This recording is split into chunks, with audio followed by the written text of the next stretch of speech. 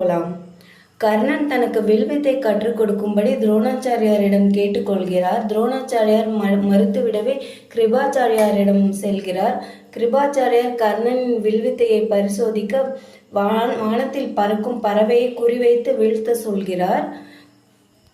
கர்ணன் அம்பை நாணில் பூட்டுகிறார். ஒரு கணம் வானில் பறவையை குறிப்பார்த்தவர் அம்பை விடாமல் வில்லையும் அம்பையும் கீழே வைத்து விடுகிறார். அதற்கான காரணத்தை கர்ணனிடம் கேட்டார் கிருபாச்சாரியார். அதற்கு கர்ணன், குருவே, இது அதிகாலை நேரம். இந்நேரம் ஒரு பறவை வானில் பறக்கிறது என்றால் அது தன் குஞ்சுகளுக்கான உணவு கொண்டு செல்கிறது என்று அர்த்தம். இப்போது எனது திறமையை காண்பிக்க அதை நான் கொன்றுவிட்டால் நான் வீரனாவேன். ஆனால் அதன் குஞ்சுகள் அனாதையாகிவிடும் அல்லவா?